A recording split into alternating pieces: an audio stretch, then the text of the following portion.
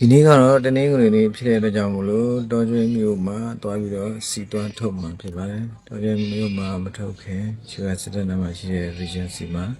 ပထမတစ်ချိန်ထုတ်ယူပါတယ်ထုတ်တဲ့အခါမှာစီထုတ်တဲ့အချိန်မှာလူတွေကအများကြီးတန်းစီနေတာတွေ့ရပါတယ်အရင်တော့ဆိုတယောက်စားနှစ်ယောက်စားပဲရှိပေမဲ့အခုကတော့လူတွေ20 30ကျော်လောက်ရှိပါတယ်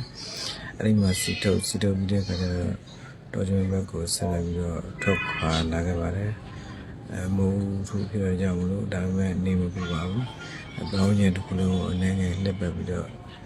ရိုက်လိုက်ပါတယ်။ပြီးတဲ့အခါမှာတော့ကျမျိုးတွေကိုဆက်လက်ပြီးတော့မောင်းသွားပါတယ်။အမှဆွတ်ဆန့်ကျော်ဆိုင်လေးကိုရောက်ပါတယ်။အဲ့ဒီအခါမှာဒီဆိုင်မှာတော့ကျွန်တော်တို့စီ4လီတာထည့်ပေးပါတယ်။4လီတာကိုအားလုံးမှာ16,000လောက်ကြာ။အဲ့ဒီကတော့ထွက်လာပြီးတဲ့အခါမှာကျွန်တော်ဖေးမတောက်ပါတယ်။ဖေးရတယ်မတောက်တာကြတော့ကြောက်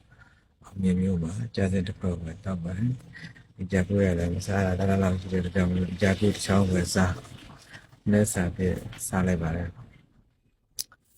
စားပြီးတဲ့အခါမှာအောင်မျိုးအောင်ရင်ကိုတစ်ချက်အနေငယ်ဗီဒီယိုရိုက်ဖို့ပြင်ဆင်လိုက်ပါတယ်ဒါကတော့အခုလောလောဆယ်မြင်နေတဲ့နေရာတော့အရင်တော့ကမကြာခဏတောက်တဲ့လက်ပြည့်ဆိုင်လေးတစ်ခုအဲ့ရနေပြီးတော့မှအောင်မျိုး